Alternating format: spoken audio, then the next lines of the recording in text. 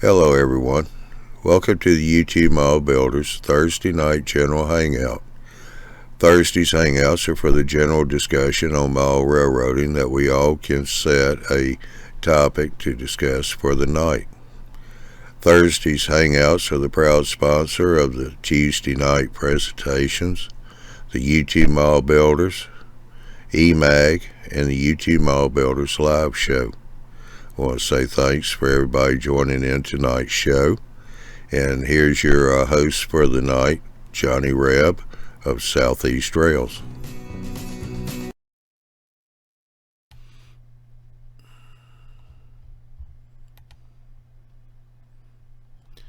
Hello, everybody. Welcome to the Thursday night Hangouts, YouTube Model Builders Hangouts.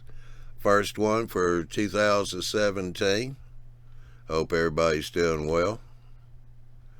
Let's see here, we got on the panel tonight, we got Dave, we got Newcastle, we got Hawks, we got Jason. Yeah, we got Andy on the panel. Hey, Tony, see you over in chat. North Star just popped in.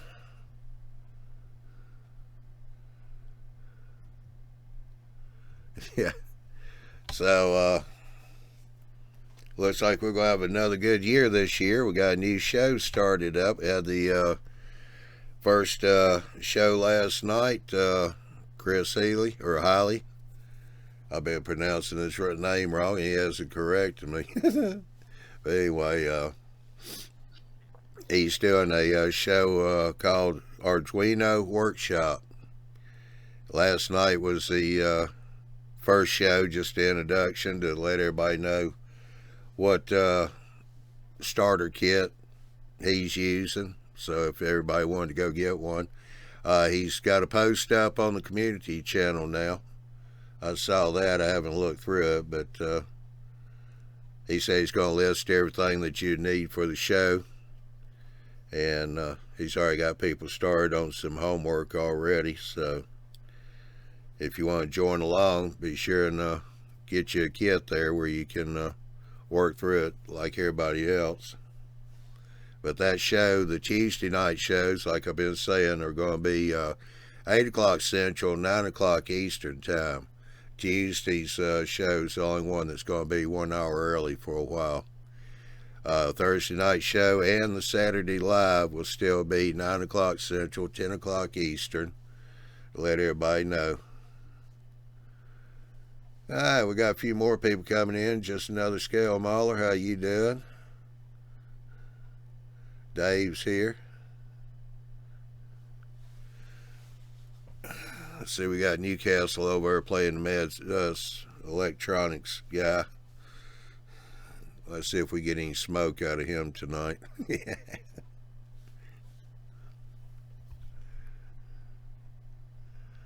So, anybody got anything particular they want to talk about tonight? What'd you think about last night's show? Good. I thought it was good, though I didn't watch much of it. There's too many. Just was busy last night. That's not really a glowing recommendation to just say good, but it seemed like a lot of people. I thought it was good. I'm going to follow along once you guys start doing this stuff. I think it's interesting. Yeah, just picking on you a little bit, Josh. That's all right. A lot of people watched it, so we'll see what the feedback is as time goes on. Like I told to Chris, I also been called him Chris Healy for a while too, and he had never corrected any of us. So I found that out last night too. But I told him I think that the judge will be as we start seeing people build along with us. Exactly. How many people participate will be the best judge, which I think is the best judge for the 5-scale show. Will we start that soon too? So yeah, that's going to be starting February the 7th.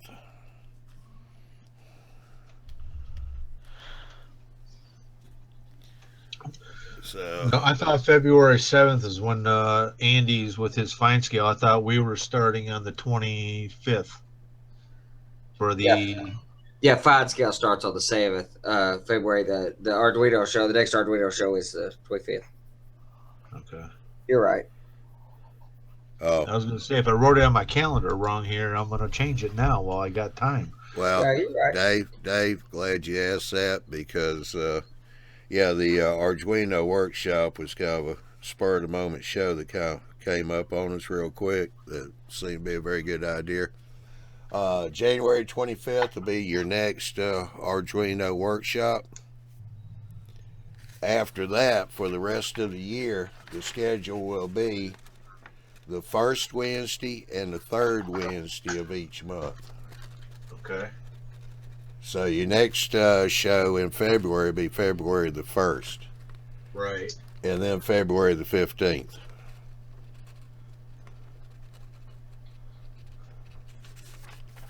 And they will be on Wednesday night, 8 o'clock Central, 9 o'clock Eastern. Okay, so that means the entire month of March we have 3 shows in, considering there's 5 Wednesdays? Nope, you only got 2 shows. Okay. That way we said January 25th just so that, give people time to be able to get the kits in. Okay, and February 7th starts Andy's fine scale? Yep. Sweet. Now, when's that? Every Tuesday? Is that just one Tuesday a month or 2? Pretty much one Tuesday a month, yeah. Okay. Because we still got Mike doing. We still got Barry doing the electronics show that takes that other Tuesday slot. Part of the time, some of the time. Okay, so in other words, the so when are we doing the Barry show? Barry's got a show on the 21st of February. Well, what about January? Barry's got a show on the 24th. When's Miles' next show? 6 years from now. No, I'm just trying to keep it up on the calendar. That way I know what's what. And Yeah, there's a calendar on the website. I haven't checked it out yet. Yeah, just go to that because I don't have my schedule calendar right here at hand. okay, so that means Barry gets the 3rd Tuesday, and then Andy gets the 1st Tuesday for the fine scale. No, No. they get alternated around because of people's schedules. Ah. So don't get used to the fine scale being a certain Tuesday of the month because it's not going to happen. It's not going to work with my schedule. I'm sorry.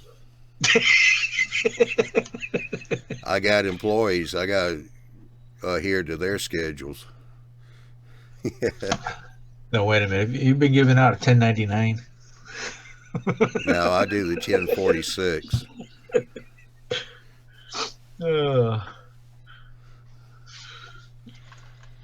No, don't depend on one particular week for a specific show because as the year progresses, people's schedules change, and I have to flex the show schedules according to their schedules.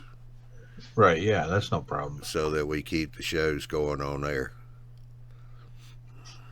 But the Tuesday shows are always the 2nd and 4th Tuesday of the month.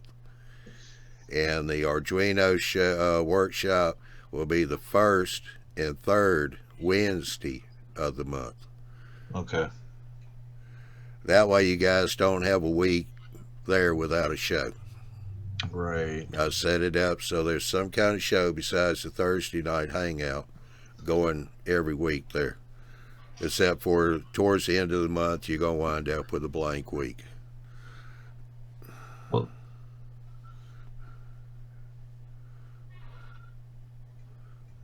We always got you to entertain us on Thursdays. Yeah.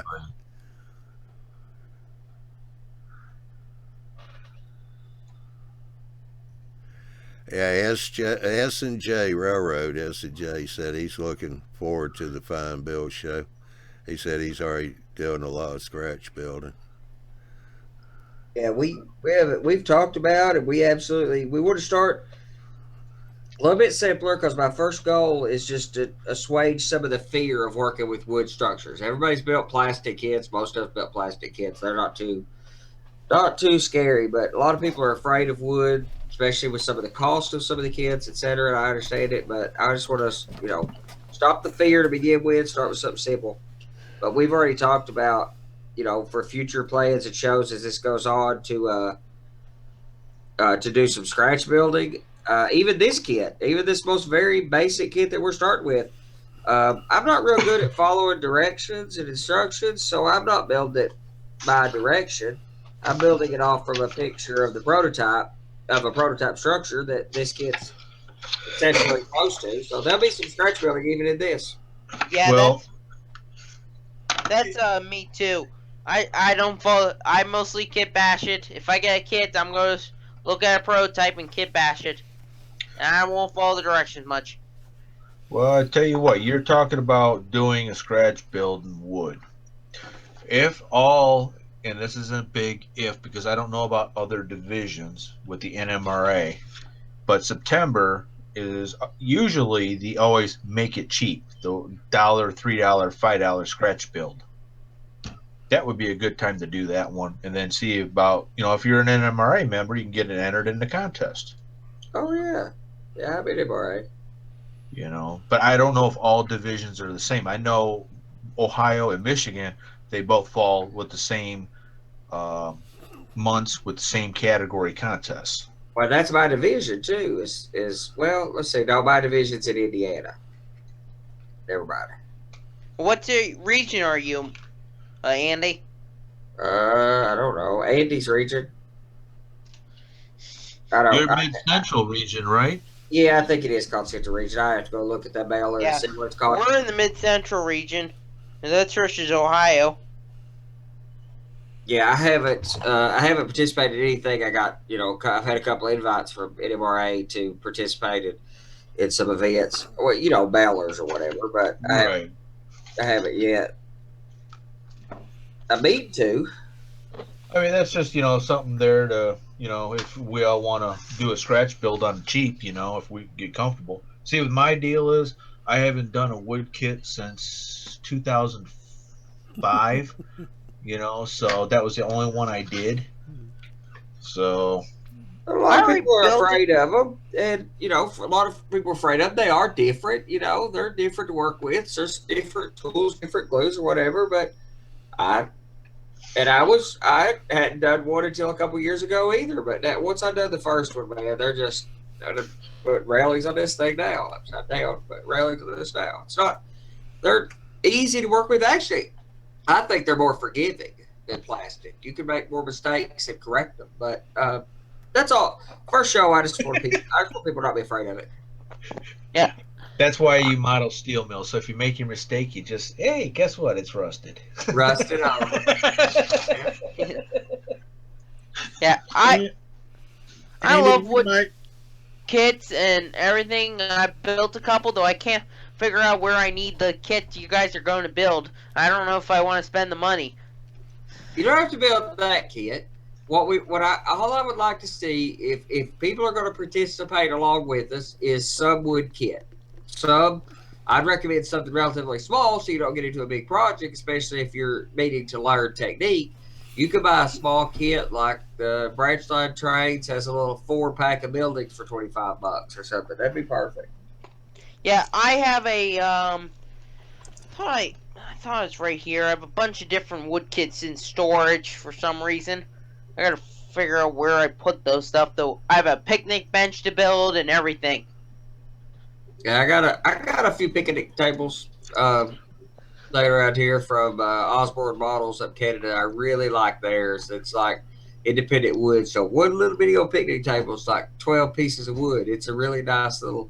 And you can scratch build that, but you can buy a pack of 6 of them for $10 or $12. So. Yeah. Yeah, I mean, it really doesn't matter, what the kit is. The big thing is they're going to be live. You got the chat, so if you got a question about how to paint it or, what paints to use or what glues to use, all different kind of techniques, what kind of weathering you want to do. Right. And we're all going to do it different. Yeah, see, that's where with me, I need to get a USB eyeball so that way I can have something pointing down because the only thing I have is on my all-in-one here. Yeah, that's tough to do that with a laptop. You got to have a separate camera to point what easily to point what down. So, here's a couple things I got. You can see in there, in this container. There's a couple of different. This is just some of them. These are some of the wood kits I have, and here's the picnic bench, right there. Yeah, back it off because it's blurred.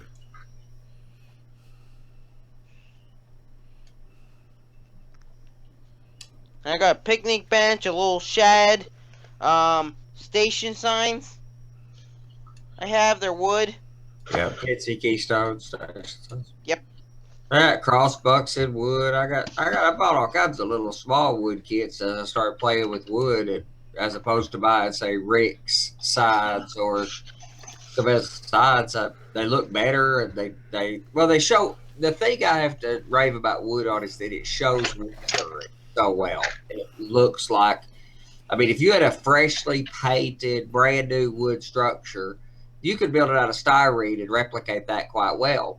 But if you want something that looks like, it's been around a little while, then wood does a better job. Well, I mean, I think wood does a better job. I just like working with wood.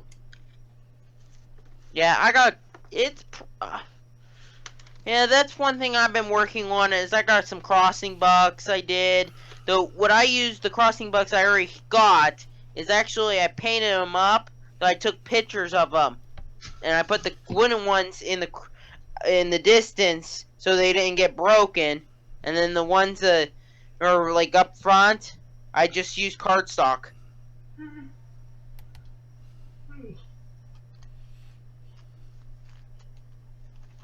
So I couldn't find anything from a crossing buck that was exactly what I needed. Transition era, they weren't at a 45-degree angle. They're at a shallower 30-degree angle or so. They also put the boards, one on one side of the post, one on the other side a lot of times. But so you see some of the kits have it done that way. But the N&W didn't do it that way. They put them both on one side of the pole together. So Were they like the Pensy? Okay, I don't know about in this particular case, but in most cases, the N&W did things a lot like the Pensy. Yeah, if they're like the Pensy, you probably could talk to him, because he does O scale, though he might could get it down to HO. I don't know. Though it's called City Design, I forget. It's City Design. Wait. I think I have his website saved. Though, I'll post that, though. He has them in O scale, those crossing bucks, in wood. You might want to talk to him and see if... He's a really nice guy. I've talked to him before. I got him Bradford. at O scale.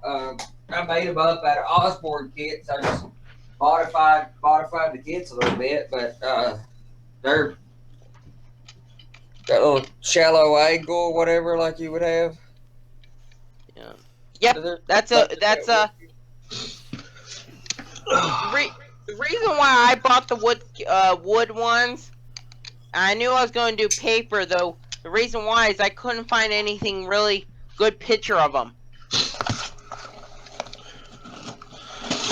Well, I got a couple comments here. Uh-oh. Yeah. Just another scale modeler. I just started building a few Carolina Craftsman kits. Those are some real nice kits. Yes, they are. Oh, you better believe it. Matter of fact, I got one I got to order tomorrow. Yeah, then I got IBIKEIN. He said he's been enjoying the Monster Mallworks kits. Oh yeah, that stuff he does is just second. When it comes to brick, there's nobody close to what he does for brick structures. It's just the best stuff out there.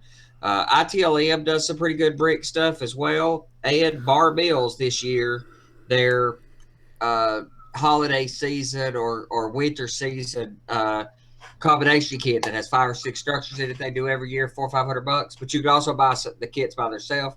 Come out with one of the first times Bar Mills has done a brick kit. in in laser impregnated or in resin impregnated paper or laser cut wood, one of the two. But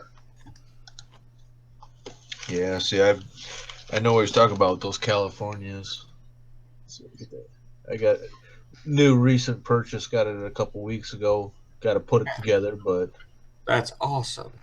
and I also got a brand new one that I have to pay for tomorrow. That'll be here in a couple of weeks. So, hey, have you opened that kit from Carolina Grassford yet? Do you? This kit, no, I have not. Just because I don't want to lose the pieces. Of course. Matter of fact, I'll tell you what. The backside of my, let's see if I can get this thing to work right. Coal I'm shed. just curious what roofing they were used to get it, but that's a good looking kit too. But it's all. Let's see if I can get this in here to. That's all it is just the Mahogany. Yeah. Like mahogany plywood. Yep. Now the one that I do, no, actually I've got two of them in the train room that are up on the layout that are already built, and they're paper. The Craftsman kit here for the coal shed supposed to be paper, and let's see, roof panels are wood in the shotgun house. Huh. Saying. Well, yeah, but then they have the square panels for the underlayment probably, and then use something like Scale Structures Limited or something. I just ordered some Scale Structures Limited aluminum or corrugated metal roofing. Right. That there's a few people make that. Campbell notoriously made a certain kind of corrugated roof for like industrial structures, but Andy, sure. For the kits there, what about if I have, what do you call it, laser art? Is that considered a wood kit or? Sure, absolutely. Yep. Any of the laser cut or wood kits. I don't think that you would want to, if you really wanted to build along with what we're doing. Then the newer cable kits that have been redone since Cable has started redoing their kits in laser cut. Traditionally, cable kits had a lot more board by, I won't say completely, but some board by board construction. And I'm a big fan of a cable kit. I think that's one of the best ways to get started. If you want to scratch build, or if you want to go buy a $300 Craftsman kit, go buy a $20 red box cable kit, or $30 or whatever they are these days, and that's a great place to start. But what I think is good for the first shows and techniques we want to show is just straight laser cut ones, the ones that have square cut, laser cut sides on them, so we can show some of the different techniques. All right, got a question here from Phil Wyman. Yeah, he's having an experience like a lot of us. How do you stop your woodland scenic, realistic water from leaking out on the carpet floor and anything to clean it up out of the carpet? Well, you gotta seal. Dave, you go. I was gonna say you gotta seal up whatever you're pouring it on, either by silicone, by paint, plaster. Plaster will make a bed. Yep. Usually the edges out at the front, you want to put a piece of either frog tape or masking tape, and then put a piece of masonite clamped up to it to act as a dam, so it don't run out the front. Absolutely. Cleaning it up out of the floor, good luck. I've never found anything. I don't know anything about breaking resin. Yeah, one guy up here, just another scale miler, was saying duct tape. That'll work. Duct tape okay. What I like, the best technique I've seen somebody else do, I've always just dammed it up, but the best technique I've seen is Kathy Millett's taking saran wrap. She calls it something else, cling film or something, but we call it saran wrap. But saran wrap and wrap it around a stick, put that for the dam, because I've had some of that resin kind of stick to your dam material too. So. Yeah, but the biggest thing is finding them pinholes in the base. I mean, that's key. You got to get that sealed up. Yeah. Well, watch it for a while to begin with. Put a small coat on, because the first coat will seal. everything. So if you just put a very light coat, let gravity do its work. If it leaks a little, catch it and solve the problem. Worked pretty well. I done the rivers I've done recently with polyurethane or acrylic-based polyacrylic. And that gives a good seal too, and it's also transparent. So I like that I can use the polyacrylic, and if it turns out that I decide I need to put resin over top of it, I have a perfectly sealed surface to throw resin on top of. Here's my diorama I did for a test one time. I just still had it. I never throw. A lot of times though. What I did is I took plaster, Paris. I took cork, sealed it. Josh, back off the camera a little bit. You're too blurred. Okay. Let me set it down. Yeah, just set it down. There you go. That's I just took some cork. I sealed it off, put plaster in it. Took some light rock. Though before that, I took Mod Podge. I covered the plaster after it dries with Mod Podge, and I get the plaster all the way up to the banks, all the way top of it. Mod Podge over it to make sure it doesn't absorb into the plaster. I've had that problem. And then come back and put little rocks in here to dam up. Put some more water, and then pour the water in. Yeah, Mod Podge would work like that polyurethane that I'm talking about. Mod Podge, that's exactly what that is. A lot of us use it as a PVA adhesive or PVA glue replacement, but Mod Podge's purpose is to seal canvas for painters. So it would be a good sealant as well, and you could get Mod Podge in a spray can. Take a rattle can of Mod Podge and spray it or paint Mod Podge on it, then put resin over top. Yeah, I just would rather just don't do the caulk, because it will seep through the plaster. If you try to outline your banks with it, it'll seep through the water stuff. Just do plaster and the Mod Podge, and that's what I found that works the best. I don't like working with plaster much. I used to do everything with plaster, but I'm pretty much staying as far away from plaster as I possibly can. One of my investments in the very near future is the Bragdon set of tools, so I can start doing rocks with Bragdon's geodesic foam material, because I just don't like plaster. Anything. Right now I got plaster rocks, but I don't even like those. I think I'm going to rip those rocks off and replace it with the Bragdon geodesic foam.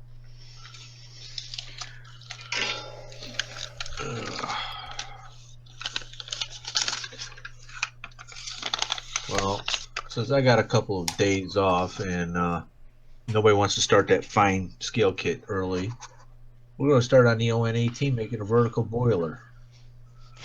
All right. So, does that go on an end scale chassis? Okay.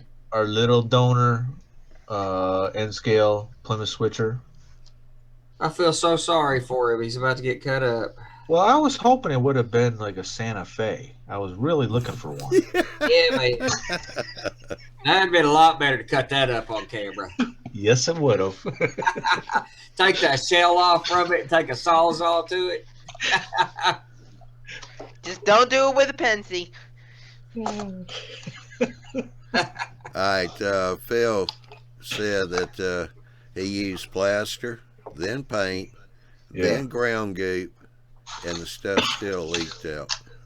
He had to have a pinhole somewhere in that mess. Or either he didn't have the two ends dammed up, sealed good, and it leaked through there. 'Cause I swear it leaks a lot of times. When you dam it up at each end, you think you've got it sealed, but you don't. And that's the reason why a lot of people put caulking down around that edge there, run their finger down through there, smooth it out like a fillet. Right. Do along Mullins on windows. That's how Kathy Millett does that too. She does that same technique. She's really got watered down to an exact science, and she puts a bead of caulk along where the dam's going to go along the fascia, and I enjoy Ricardo. I seen him do it the same way. Put that bead of caulk down, stick a board up. She wraps it in cellophane, and that seems to work real well for everybody. So, but boy, that's plaster, paint, ground goop. He sealed it well. I'm generally a belt and suspenders kind of guy, but that's like belt, suspenders, and duct tape to boot. So, Yeah. Well, he gave it a good effort. I'm just wondering if he could tell where did it leak.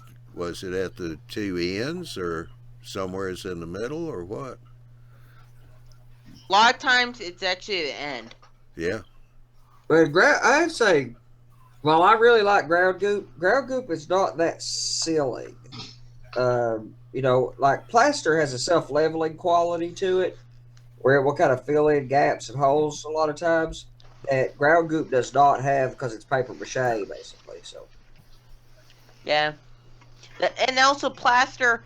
The reason why I use that Mod Podge is to I would say them that other stuff does have it is it absorbs the liquid, and I've had that problem before with the plaster, and that's why I coat it with Mod Podge.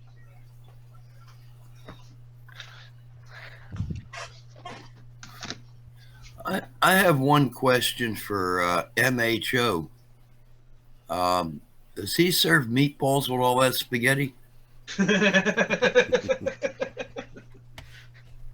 No, just soldering. Solder. Or are you talking about my spaghetti? No, he's talking about Lloyd. yeah, all that spaghetti there, it's he's worried about meatballs. It's making me hungry. So,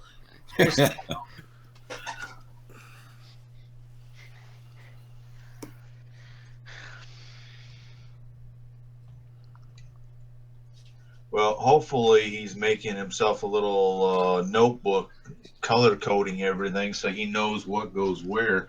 Not that 5 years down the road, all of a sudden he's got a problem and don't remember where everything goes.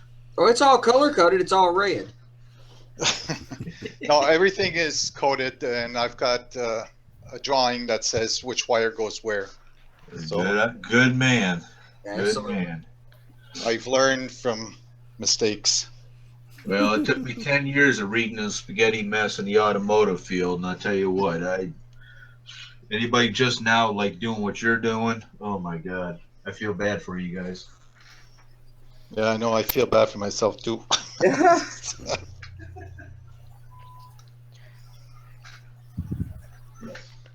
I still have some packages of those little numbers that you put on wires. Yeah, I got that too. Yeah. All right, Phil's giving us the answer. He said it's leaking at one end, sealed with caulk and painter's tape. Yeah, that painter's tape by itself. For one thing, painter's tape's adhesion. It's low adhesion tape. So, like Ron Perry mentioned, he used duct tape for it. A higher adhesion tape, or I like, using a board of some kind, foam core, or painter stir stick, or something with a little more heft than just tape.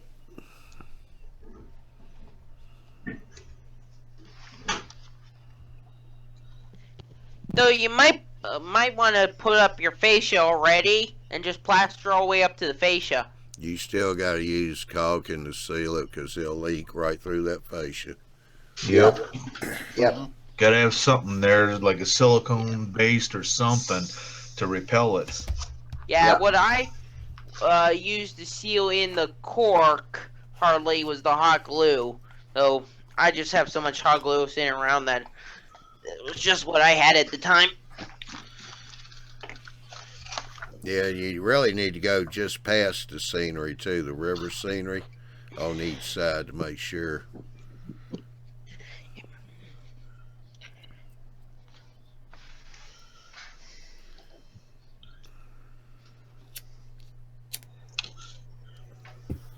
There's a lot of tutorials out there on the web to show you how to do water, how to seal for it, and everything. Yeah. Kathy Billett's videos, and that I mentioned, and Johnny interviewed her back this past summer. But Joey Ricard also on Trackside Scenery did a single video on water that was actually quite good and quite comprehensive. But Kathy's done like, I don't know, 24 videos or something on water of all sorts, and damming it up and stuff. And I haven't seen her have a leak, and she does it in her living room on her dining room table. She hasn't had a leak. So, I mean, she surely suffered quite a few leaks in her learning experience, but with the technique she's showing us, it seems to be pretty solid. So.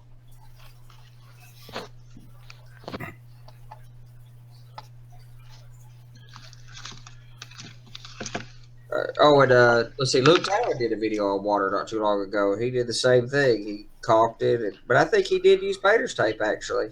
Now that I'm thinking about that, I think he used painter's tape and caulked it in. So maybe he was just lucky, or was a smaller pour or something.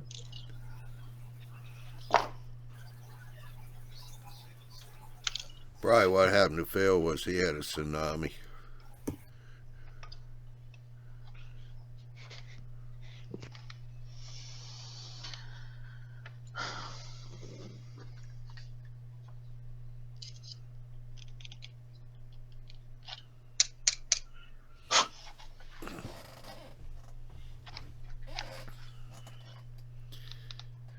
All right, now that's interesting. What's the hot glue for, Hawks? Just want to make sure my LEDs are stuck to the board. Ah, okay. And I've got heat shrink.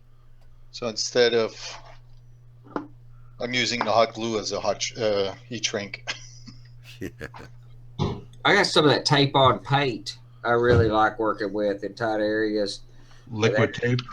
Under my track work, it's paint on electrical tape. It's pretty awesome. Yeah, the little can of liquid tape. Yeah, that stuff. Yeah, it's really good. I found when I got those cans, I don't know, 5-6 years ago, I ended up having to leave them open for about a half an hour, let them thicken up. They were just too runny. Yeah, they're a bit messy. I did the same thing, but I made a bit of a mess before I learned that lesson. Yeah, I go old school doing that and use nail polish. There you go. That's another way. I thought my LEDs would stick to the plexiglass with what do you call it? The super glue, super expert glue. Well, they but buy it didn't break. Yeah, but it didn't. Yeah. I think I would probably use contact cement myself, but because it's semi-flexible, so if somebody bumps the panel and bumps the LEDs, which will surely happen, they have some flexibility before it breaks.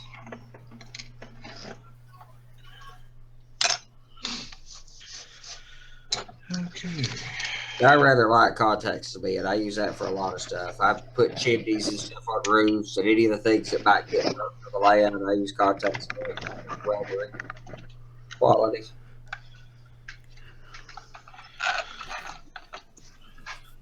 Well, any of you N-scale guys out there need a Plymouth switcher shell? Need a what? Plymouth switcher shell? No, too new for me. Because I'm not going to use it. That's pretty dated. Plymouth come out with those switchers in the 30s, right? No, 40s. Okay. I put a pack of firecrackers in it. I just sent it to Mark. Somebody had to send me a Santa Fe decal first. So. Yeah, I was going to say, does it say Santa Fe on it? Oh. Gotta love Mark.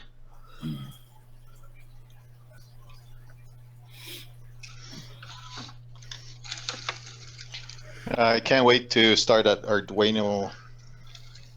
Arduino classes. I was looking at servos, what you could do with them, and it's wow. Yeah. Anything you could move. With an Arduino, you can control anything you can control electronically, including a servo. With a servo, you can pretty much control anything you can control mechanically. So, Hey, Lord. big Yep. category. Well, you know the old saying, whatever you can do, the Arduino can do better. Well, I wouldn't be surprised.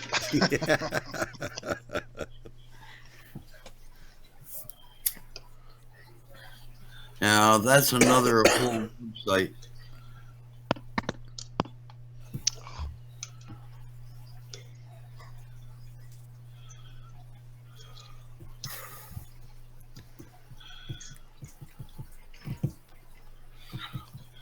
Now, this board you're working on, that's just for your yard, right? That you're wiring? What I'm doing? Yeah. Oh, that's for my staging area. Yeah, staging there. Yeah. You gotta do one for the yard too, or? Yeah. Yard, industries, everything. You're gonna be an expert at this. Glutton for punishment. Yeah, but this one here has 18 push buttons, 36 LEDs, for a total of 104 soldering. But the others are going to be much smaller.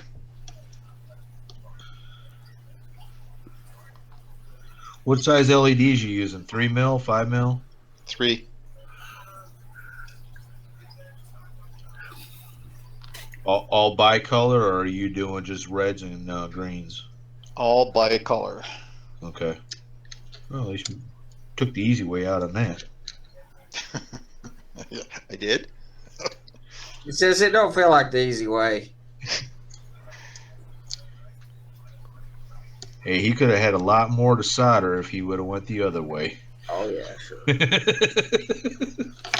Double it, roughly double it. So. Oh yeah. That's all right. He'll have fun once he gets them all programmed. What he's doing now is the easy part. Wait till he has to go hook all those wires up. Well, that's what I was just saying. Yeah. Well, it's going to be easy by having, what do you call those? Yeah, terminal blocks. Terminal blocks. So basically, all I have to do is just screw in all the wires and to my board. Now, how are you attaching your wires to your tortoises? Are you using the screw type connectors on the bottom, or the solder types? Yeah, I've made these here. I don't know if you can see them. Yeah. Okay, so that's connected to my tortoise, and that's basically screwed to the framework, like this way. And all I have to do is I got a set of wires that goes directly to my board. Okay. Yeah, you got the soldering style on the tortoise end, I see.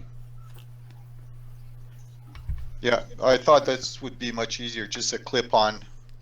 Right. No, it is. Trust me, I've got those, but I've got it to where your wires, how do they attach into that? You got to solder them onto the ends? These ones, yeah, they're soldered to the end. Yeah, see, mine that I have, there's a set screw in there to where I can stick the wire in, tighten the set screw down. Oh, okay. So, were those the ones that were made especially for the tortoises? yeah, but it's put out by not Tortoise or God, now I can't remember the name of it. Okay, if I'm not wrong, those were not cheap. 71 cents a piece. Oh, okay. Now you put that plastic 1/16 square plastic on each end of that blue plug, so it'll line up automatically when you plug it on the tortoise. Yep. Okay. I think you're the one that told me about it, no? Ralph's told a bunch of us about it. Yeah. Yeah, I think that was Ralph. I just asking kind of as a reminder. I want no problem. Yeah. Yeah, see, that was the one nice thing with those plugs that I've got, because you don't have to worry about those wedges. You just slap it on there, and it's automatically fitted to it. And the way it goes. Are they tight though? See, that's the problem. Most of them are just like this thing he's talking about, but they have it's like what he's showing, but they have a little bit of play in them, and they're fine when you get them centered. But if you ever go climbing around the not if when you go climbing around under the layout and bump them, right? Yeah, no, mine are nice and tight. I don't have any issues with it, which I was actually surprised. I figured I was going to, and I didn't. A company called AccuLights. They call them tortoise snaps. Oh yeah, that's a different company making the. Yep.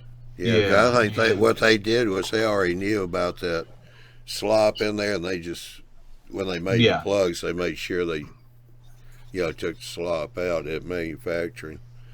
Right, and I tell you what, those are actually nice. I mean, with the ones you got to solder, you're limited to how many wires you can put on there, and I can actually it's nice because I've got a couple of them where I've got 3 or 4 wires into them, and that's 18 gauge wire, and it fits in there no problem, not limited, like on the soldering style. So I could piggyback off one and just go. Yeah, you can tie the feed up to a whole bunch of them, and the feed drain to a whole bunch of them. Just slip it right in the screw terminal. Yep. Yeah, it makes it real easy, get under there. I don't have to worry about dropping solder on my head or any of that either. Oh, I hate dropping solder on my head. Well, Lloyd's got the same thing with that connector block on the other end. He just piggyback from that point there. Not piggyback off the plug itself. Right, yeah, off the terminal block you can. Absolutely. Yeah, where I don't use the terminal blocks. I just go, So you go straight to the base of the tortoise. Yep. Yeah. But that little cable he made up, which I would call a pigtail, that little pigtail he made up there will make his life a lot easier for dealing with that. So. Oh, yes, it definitely will.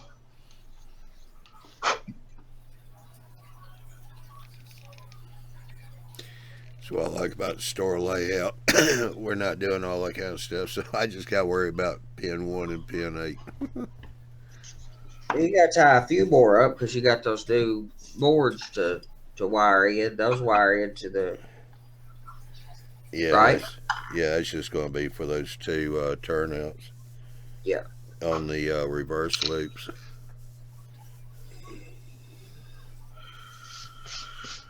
Okay, let's see. Frame.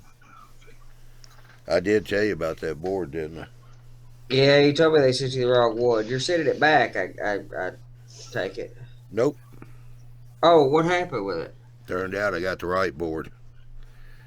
It's just DCC Specialties. They use the same picture for everything. And what they did is took a picture of the board that's got feedback. And those plugs are on the side of the board. That's your feedback plugs.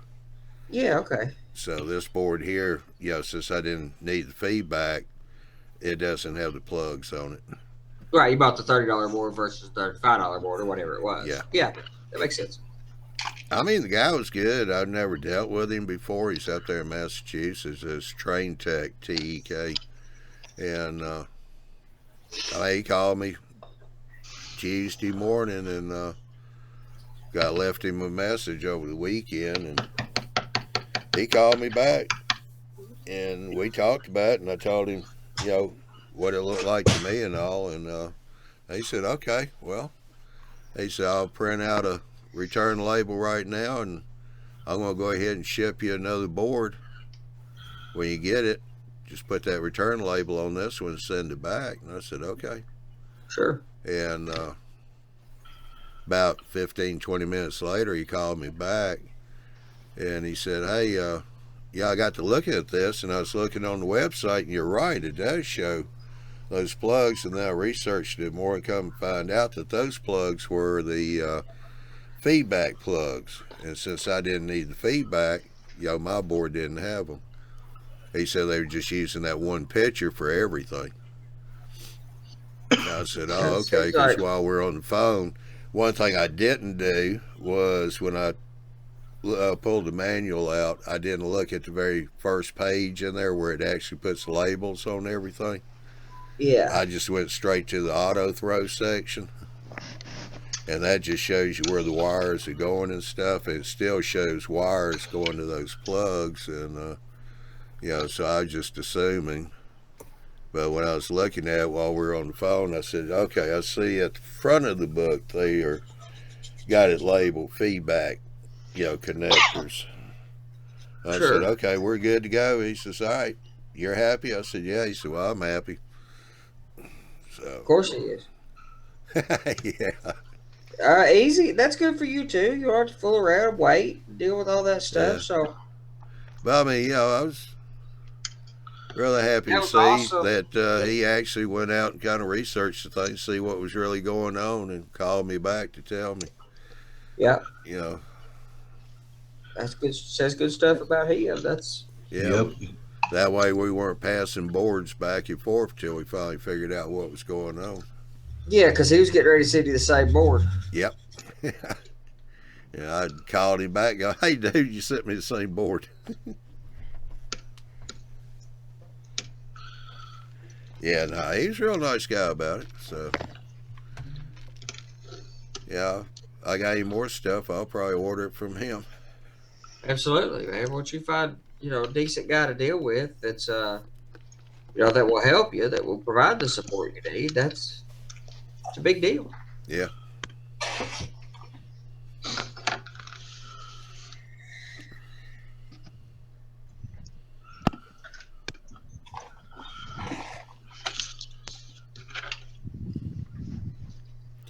Let's see, Greg's got over here. Use the Arduino to input all that and light up the LED. So I guess he's using Arduino on his schematic board, like what Hogs is building. Yeah, I'm using it for mine. I'm using it on my staging control anyway. I'm using Arduinos as well. I mean, I've used Arduinos all through the layout, but I will have a couple boards that have, just in staging because they're hidden, and I'll have the couple button boards. But when you're just running trains on the visible layout, you will not see a control panel. Yeah. Oh, Dave. Okay. Yes. All right, you're tearing down your old layout. You're building a new one. How much of all that control panel off the old one are you going to be able to use? Didn't have a control panel off the old one. You didn't? I thought you had a panel up there. Nope. Nope, not at all. Well, they're in the fascia, right?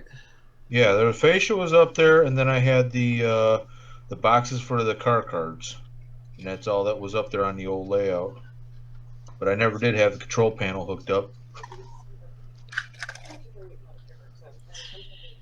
Yeah, just another scale modeler said that Train Tech overnighted him a board in North Carolina.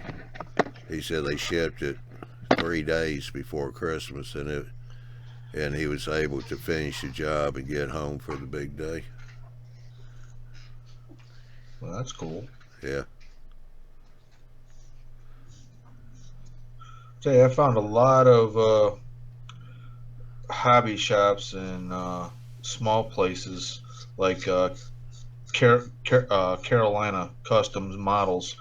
I ordered one of those kits a couple days before Christmas, and I had it the day before Christmas. I mean, I didn't think it was going to make it. He said that he would get it to me, and I'm like, yeah, okay, holiday weekend ain't going to happen. He got it. Yeah.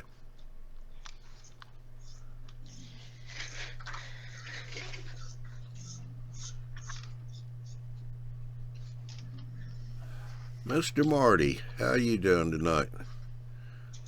Afternoon, excuse me.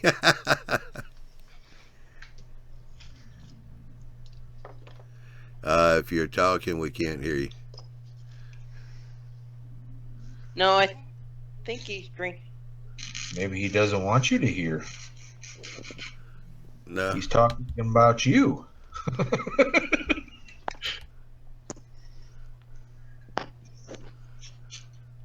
Can't hear you if you're trying to talk.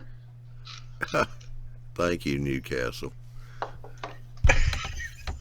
for everybody with headphones on. Something told me tonight not to have my headphones on. Oh, I know what Marty's problem is. He's got his headphones on backwards. He's got the microphone on the wrong side of his head.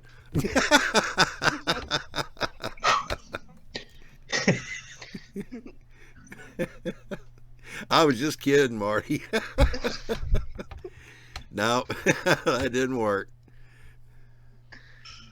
You gotta put some more quarters in the slot. Audio's 75 cents, video's 50. Hey, there's just that long of a delay getting from Australia to here, okay? No. Hey, what you're gonna have to do is probably just go out and come back in.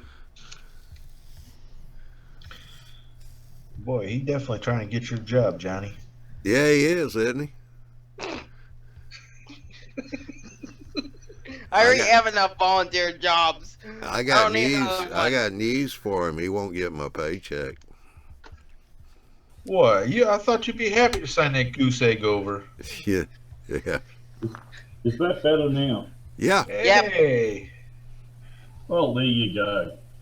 It just takes a little longer for the electrons to get from down under. and they're upside down, remember?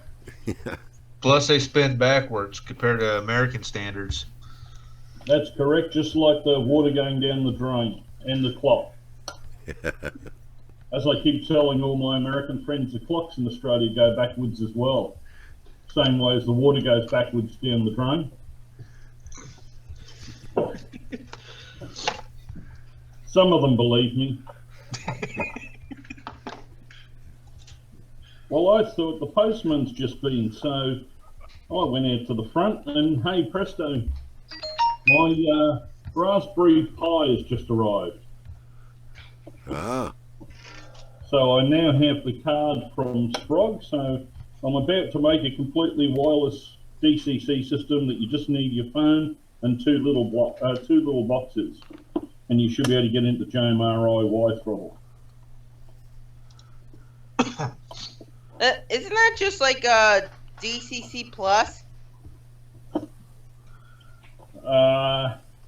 Basically, you're running the way the Raspberry Pi is set up. You're running it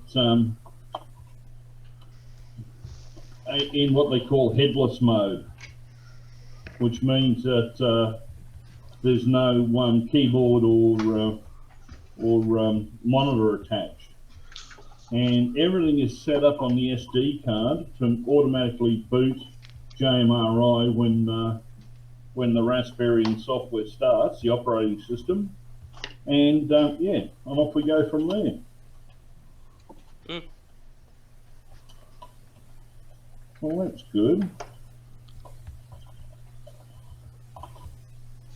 Well, that's interesting. I only got half of it. Well, you only paid half the price. What you want? Well, I didn't get the box for it to go in. All I got is just a card. in a cardboard box. Huh. And these Chinese said that there was going to be a fan. I got 2 sets of heat sinks. I only need 1 set. Hello, what's happened here? Things gone wrong in the packaging.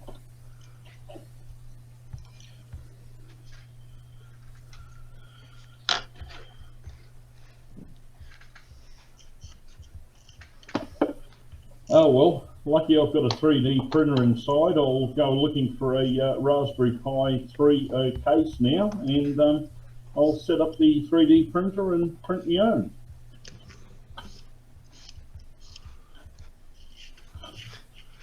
Yeah, So that's the board there. Yeah, it'll probably work out better. That way you can make it more custom for whatever it is you're working with. And yesterday, this time,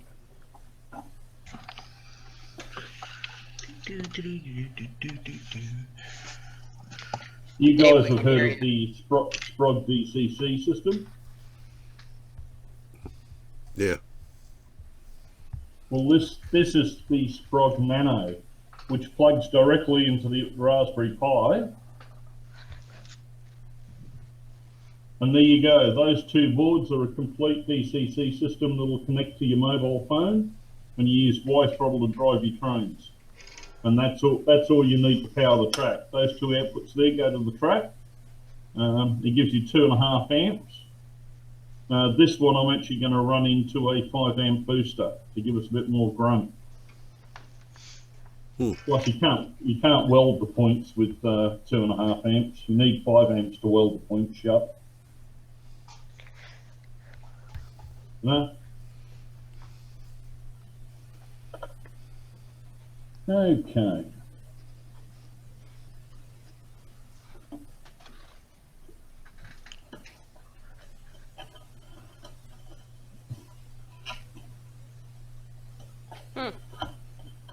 So the Aussie postman has been.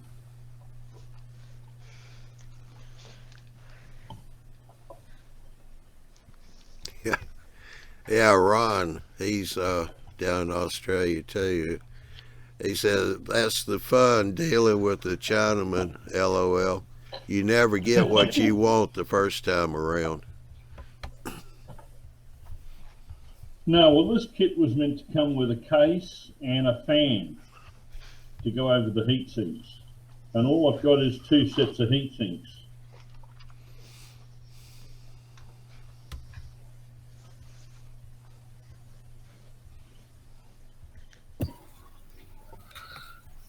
Well, it's awful quiet Thursday night. Well, maybe you'll get the rest of it tomorrow. We'll have to wait till Monday now. We don't get mail in Australia on Saturday. Oh, the postman needs it. The postman needs to have a day off.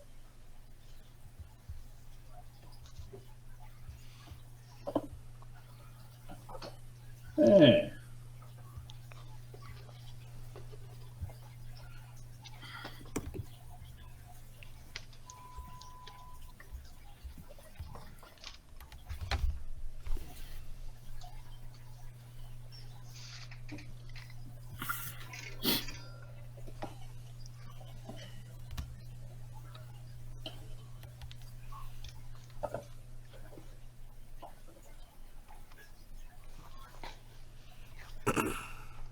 They did send me a with compliments of the season card though.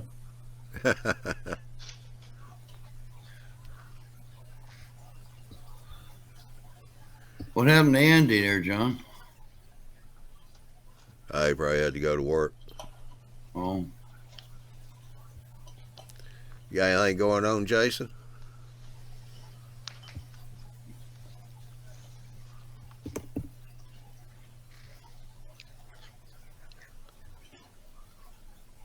You got anything going on, Jason? No, not really. Hmm. I've been working on or fiddling around with these excursion cars that I've been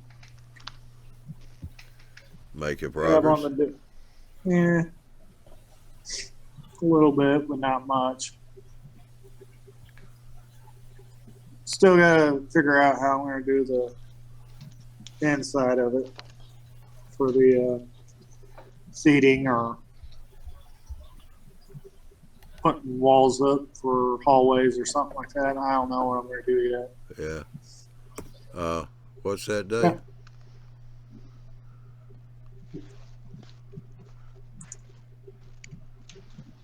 SketchUp. Your microphone's not working. You're muted. Sorry. No, I'm just trying something a little different here. Ain't gonna work. Oh well. Trying to do everything with mirrors, huh? Trying. Yeah. Ain't got another camera, so. So you're still figuring out the excursion cars, huh? No, I just want to jump over and see what that was Dave was doing. You never know what he's going to come up with.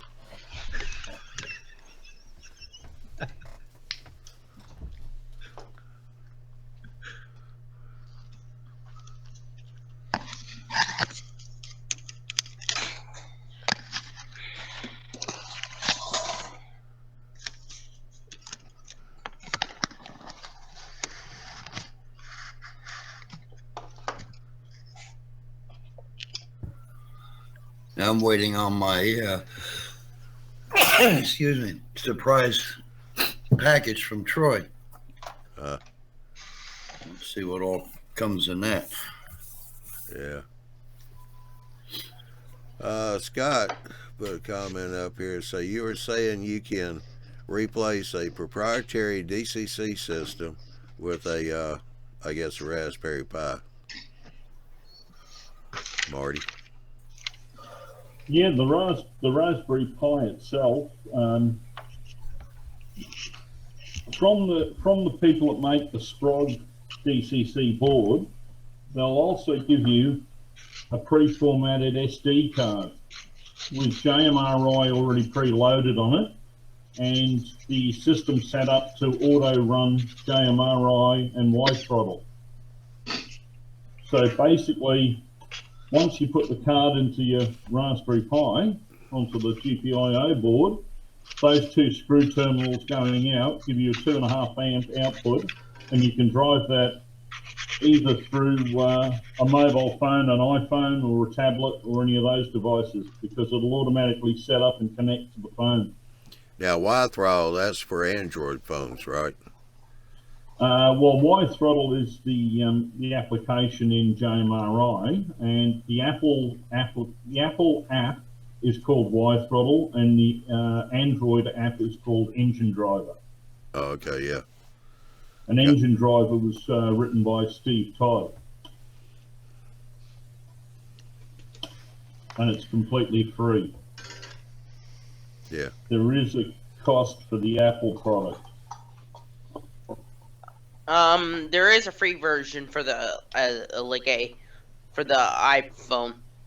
Yeah, there's a free version, but it only just controls your locos. It doesn't allow you to control points or routes or have your panels. With the Engine Driver one, it'll allow you to be full functioning with the free version.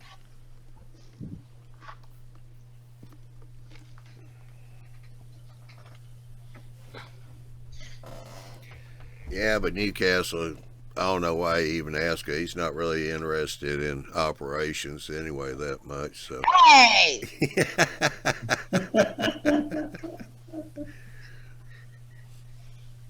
If any looper shows up during one of my operating sessions, turns this into a looping railroad, go up to the club. They have enough loop layouts up there. I'll send you up there. Do I detect a little bit of hostility? Yeah.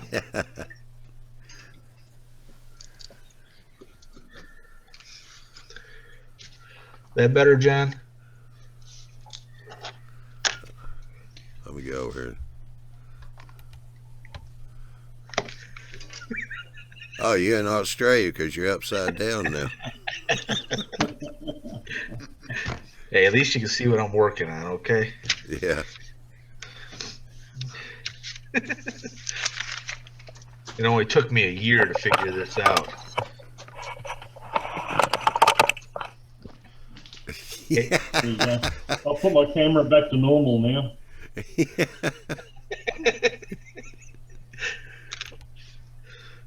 Hey, I'm not making fun of you, Marty. It's just the fact that this is what I got to do in order to get, to where I can show I'm actually doing something in my workbench.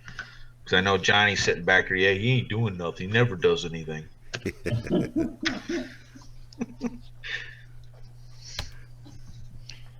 Well, I'm busily looking for a Raspberry Pi 3 case on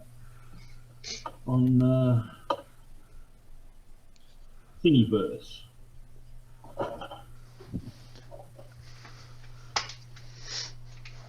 Well, don't you know that'll mess people up? Next show we start, everybody has their cameras shooting through a mirror upside down. We could hey, here's an idea. We could take mirrors and put it under a layout so we can see the bench work and wiring. Well, unfortunately, I know I should have bought a camera a long time ago, but I figured that track, tortoises, building, locomotives, more important.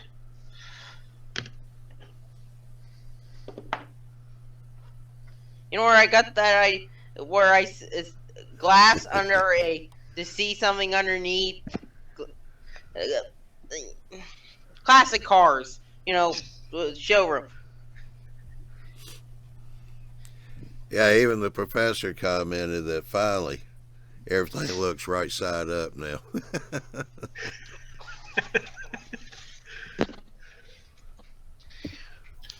They still have some camera specials on eBay for 99 cents.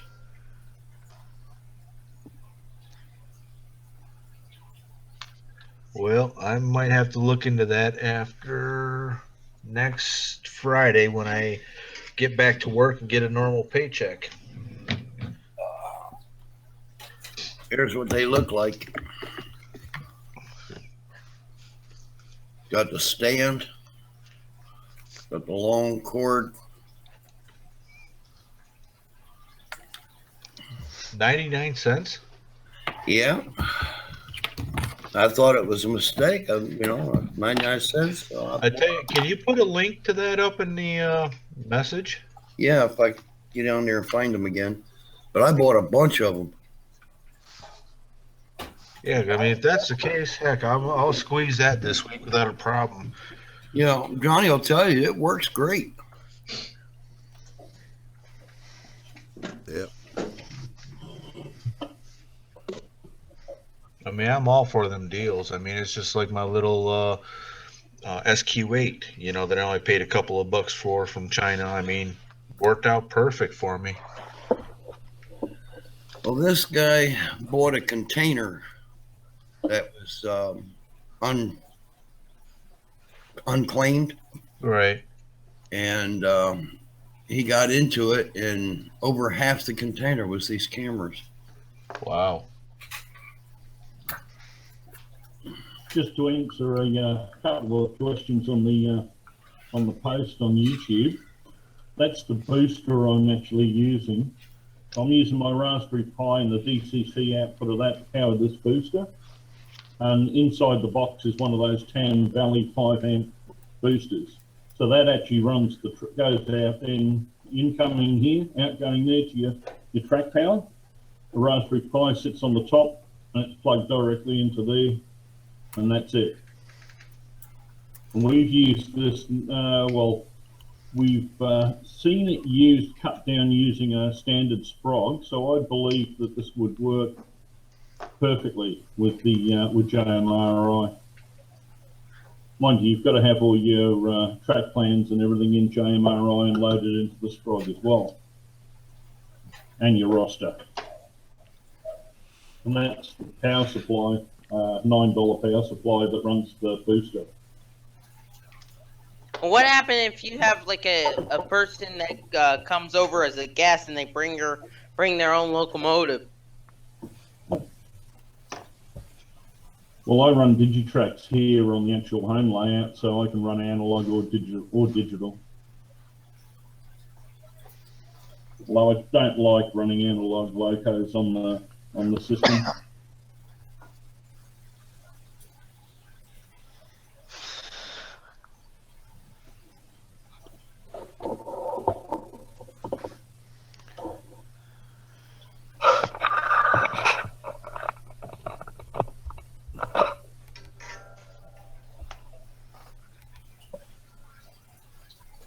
Yeah, I got 2 crossovers wired up tonight. Yeah, that's good.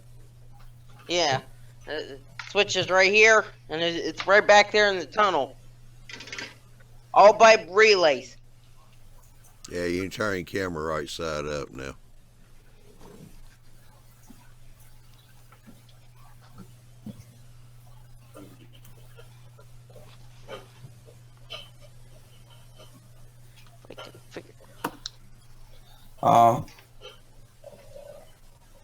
Let me see.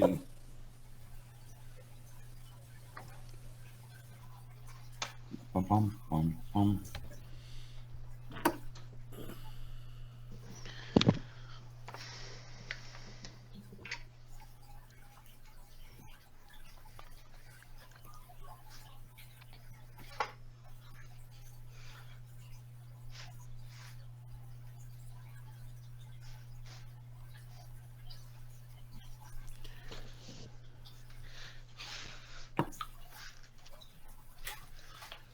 Professor just posted a question here. He wanted to know how many people actively invite or host visiting locos to their layouts. He said visiting people fine, but he's wondering how many would invite people to bring their own trains in to run on their layouts. For me, it really doesn't happen because most of the guys are HO. At the club, we will bring in our locomotives, though during our operating session, how I set it up for the club layout, it's designed for that situation where people would bring cars in. It only, on the switch list, it only tells pick up a boxcar, pick up a hopper car at this location, or you have two drops, you have 2 hop cars that are inbound to this industry. Here, I've only done it once because I only had 1 O-gauger here, and we just brought his locomotive and we assigned it to a train. We didn't run a locomotive card to it, and just ran her around the track with normal operations. It depends on how big the locomotive is. There's certain big. Though I do host 3 people. I can have 3 people here, including me, during an operating session. I host operating sessions. Yeah, I think he's more referring to people with DCC type controls, because that way you have to program the engine on that layout. Yeah, I know the local club did that. Yeah, they didn't do that much. I know that. They did that for run sessions. I don't know about operating sessions. I've never been to one of their operating sessions yet. Another club of it, and I think that's pretty much it I know of.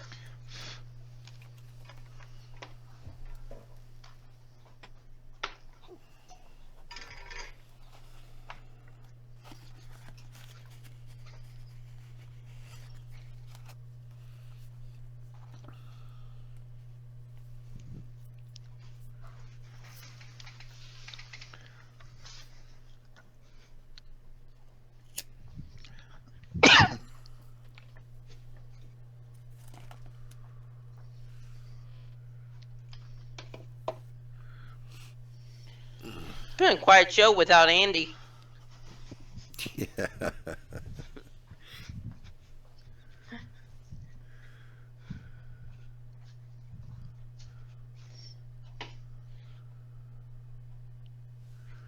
Well, it kind of looks like people are kind of working on projects there anyway, so. Yeah, right now I'm just trying to clean up. I just did these. Now I gotta move over to the next switch, and then the rest of the switches are not dispatcher controlled. I gotta work on. I'm done with, instead of putting signals in, I'm done with relays. That says signals.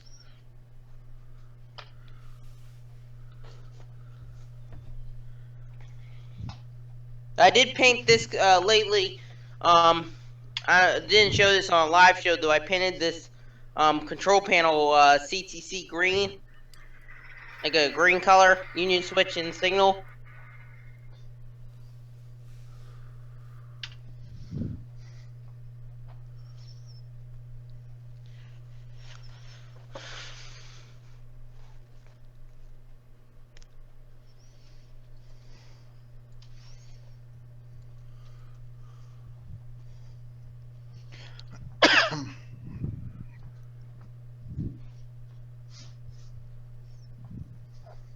Any questions on the Q&A, John? In the box? No. Or is it going to be an early show? Yep. No.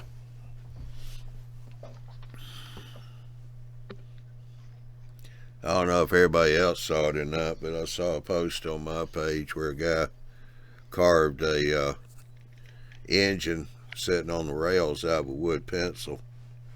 They look pretty sharp. There Yeah, I saw is... Yeah, there is a guy that used to do it and was actually employed by the New York Central. Used to carve trains out of wood, and there's now a museum. I forget the name of the museum. Though he used to be employed by the New York Central to do this, and he would do steel mill stuff. He would do everything, and it's pretty cool because everything is moving parts out of wood. It's in Ohio Museum. So he used to be he used to feature at the Grand Central Terminal back when the New York Central owned it. Yeah. Professor, I don't know about that. Somebody left a comment. They wanted, well, in fact, I think it was AJ. He wanted to know if it was DCC or not. That was the pencil, the train carved out of a pencil. They did the locomotive out of the lead, it looks like. It's pretty nifty looking. Yeah.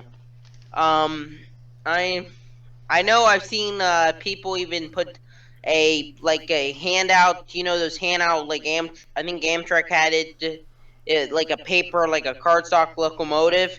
They actually put it on an HO scale body, and actually had a motor in it and ran it. Yeah.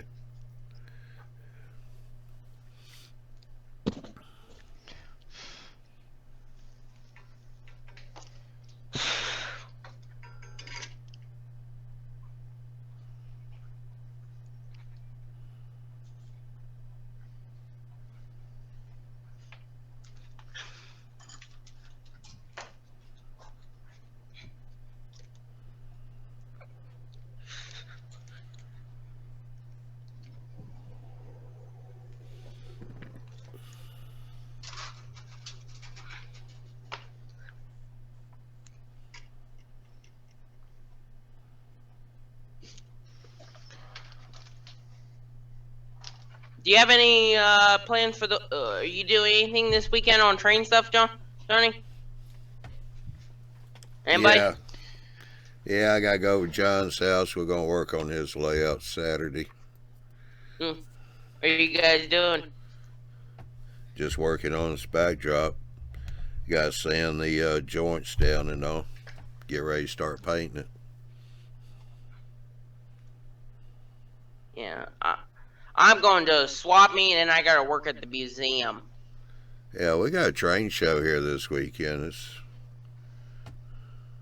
the greatest train hobby, I think it is. One of those. Isn't that put out by the greatest greatest hobbies or something it's called? Yeah. World's greatest hobby. Yeah. Yep.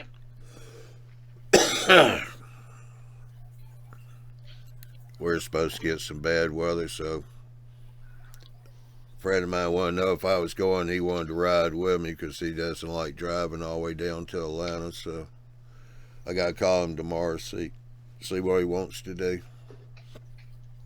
Yeah. We have a Sunday show, only Sunday show, though it's in a new location than it used to be.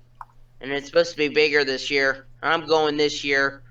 And there might be one other person that's going with, I might run into, that's hangs out in the Hangout. So, yeah, it's pretty much that.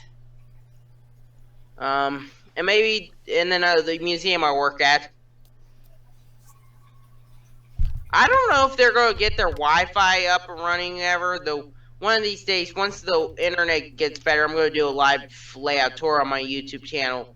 I've done updates, so how big the layout is, it takes up my room on my phone. So, who was asking for the link on the camera? Dave. Dave. Me. Okay. That one evidently is no longer available. But there's several others. There's one here for $3.88. Yeah. Has a bendable stem. It's a webcam with mic for PC, laptop, or desktop computer. $3.88. Oh, that ain't bad. I guess I'll have to get on there. I'll have to take a look and see what. Last time I was on there, there were so many different options and things available. Yeah, and then I just got busy and forgot about it. Yeah. $3.74. Free shipping too.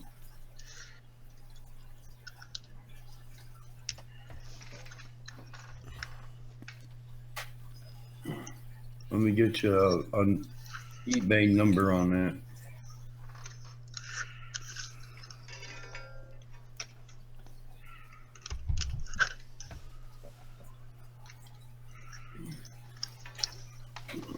I'll put it over here in the message section. All right.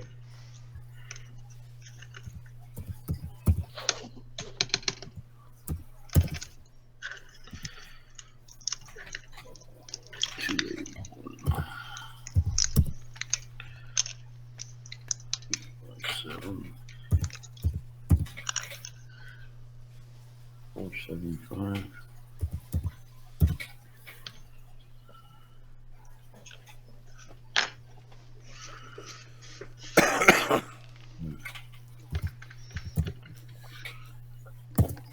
Okay, there you go. Ah, okay.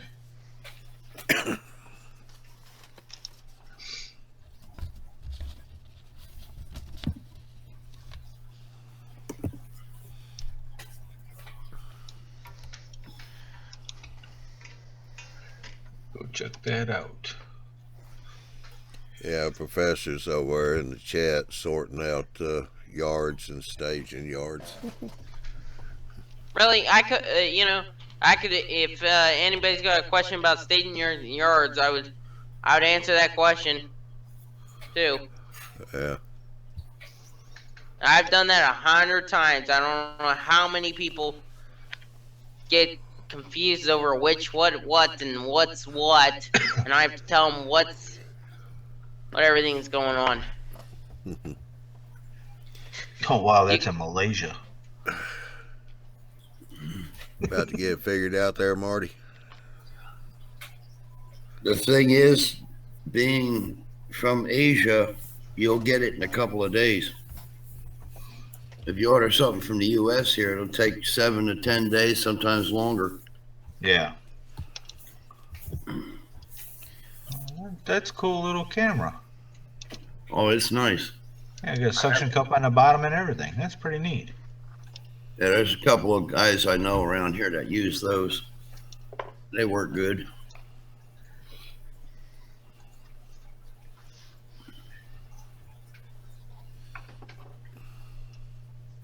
Huh. Well, I tell you what, this being the first of the year, everybody's probably still wheeling a little bit from the New Year's party. So, looks like we're kind of winding down. It's going to be interesting to see how Marty gets all that set up. Hopefully he'll check back with us in a few more shows. Well, I just finished my panel, all the wiring. Did you? All right. Yeah, good. I just finished. So now all I have to do is just second check every single light, just to make sure I didn't screw up one. You got a power supply you can hook into it just to check them all? No, I'm just going to hook it up one by one on my board, because I've got the tortoise installed and the push button installed. So I'm just going to check every single light just by touching the wires. Yeah. What voltage are you going to run on them? Oh, I'm just using my NC for now, because that's going to be on a separate feed. You going to put resistors on them in line? No need.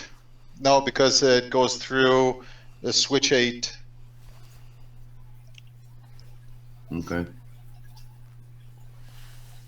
Yeah, Well, I think I remember the one night you were asking that question. You said, I think if I remember that you said that acts like a resistor. yeah. If I wanted my LEDs to be less bright, then I would need to.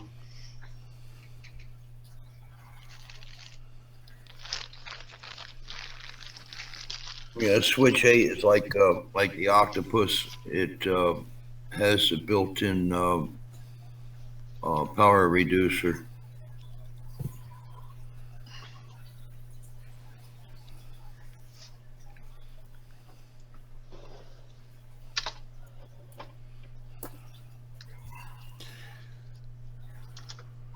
What is that, Marty?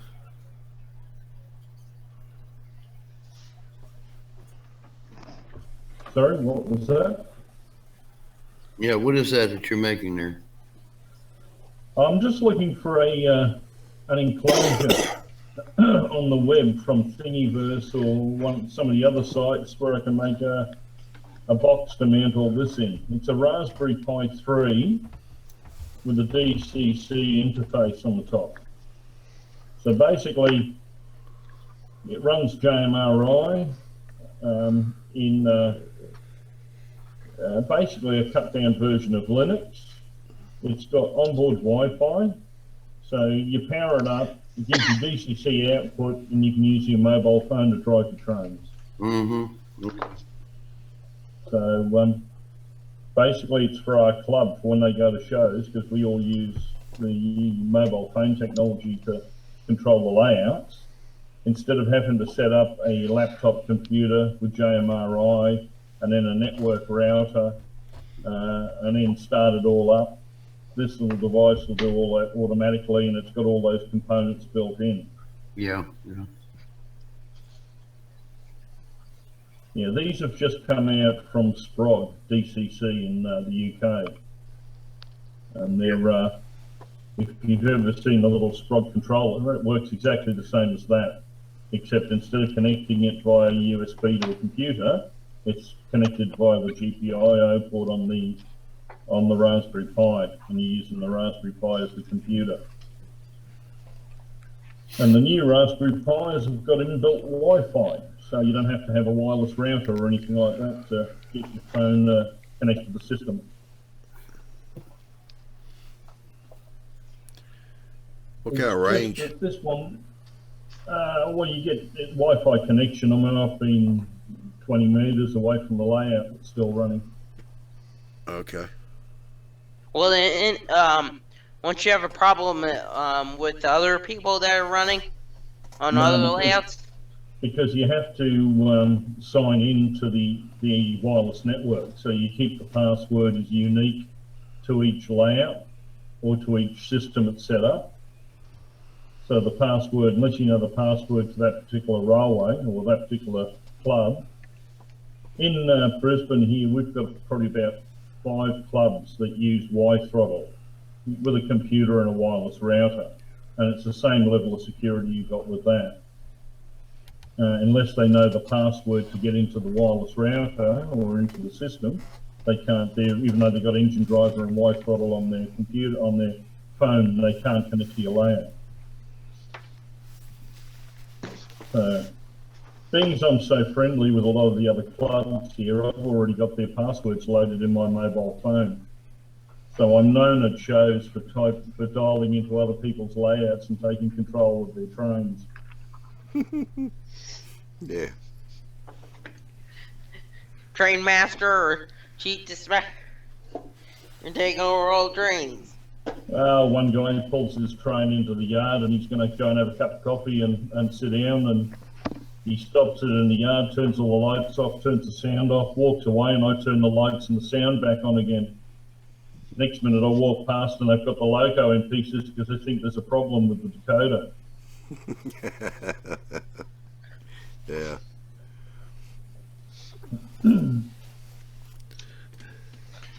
And then they saw me and they realised what had happened.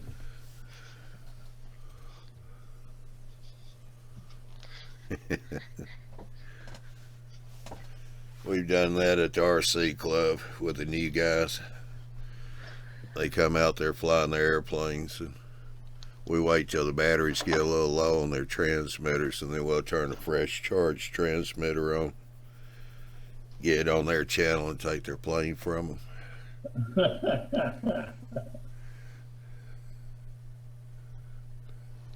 Yes. Yeah, that got real easy to do with those new digital transmitters. Yeah. Just keep running through the codes until you get to his.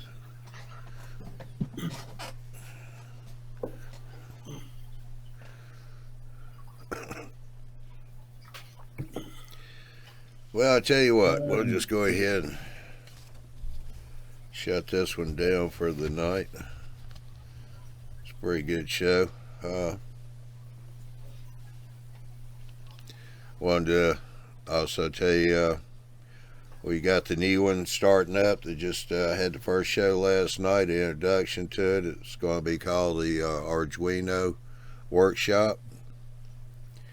The next show is going to be January the 25th.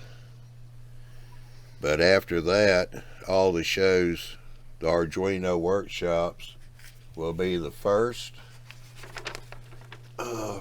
and third Wednesday of each month. So you want to mark your calendars. And the Tuesday shows, all of them, are going to be 8 p.m. Central, 9 p.m. Eastern Time. And we got another show coming up this coming Tuesday. That's going to be the Track Planner. Then we got the live show on the 21st of January. And then we've got the 24th. It's going to be the Barry and Mike show. Barry's going to be talking about building lights and how to scratch build some of your lights that go on the outside. Looks like he's going to have a good show there for that one. But anyway, yeah, let me do this, get things swapped around here.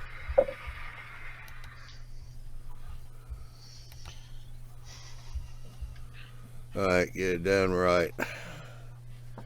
So, always go to YouTubeModelBuilders.com website for all the latest news and info. We are going to be adding the Arduino workshops to the schedule. It hasn't been done yet, but it'll be there here real soon. I've got to get it wrote up into the schedule and get Barry to repost it again. And those shows are recorded, just like all the YouTube Model Builder shows. So you'll find them on the website. We've already got a playlist created for it, so they'll be there. So if you miss a show, you can go back and watch them with no problem. The Tuesday night presentations are twice a month now. The eMag and the live show schedules also there. The live show is once every month. That's usually on the third Saturday, but always check schedule because something may come up. We have to reschedule a show on a different day. The eMag is bi-monthly. Tuesday presentations, like I just said, are twice a month, the second and the fourth Tuesday of each month. And the Thursday Hangouts are still every week on Thursday. You can go to the website, sign up for the eMag. You'll be emailed when the magazine comes out. Got a new one coming out about the middle of January, so you want to be looking for that. JD and his team do a great job on that magazine. They put a lot of hard work into it, and it shows too. All the shows, Tuesday shows now, that has a new time. That's 8 o'clock Central, 9 o'clock Eastern. Thursday and the live shows are still 9 o'clock Central, 10 o'clock Eastern. That's going to stay the same. And the Wednesday show is 8 o'clock Central, 9 o'clock Eastern. I want to thank everybody for coming in tonight on the panel. Marty, good to see you. Dave, Thank you, sir. We're going to start calling you upside down. Newcastle, Hawks, Jason, Yep. Bill. Andy was in here earlier. I want to thank everybody over in the chat. Professor, Ari, Dave, Dwight, Tony, and Scott. Scott was here too. Appreciate y'all coming in. All the viewers we appreciate. So hope you have a good week. We'll see you January the 10th for the first Tuesday show of 2017. So y'all have a good night and a good weekend. Be safe. Yeah, good night. Good night. Yeah, bye.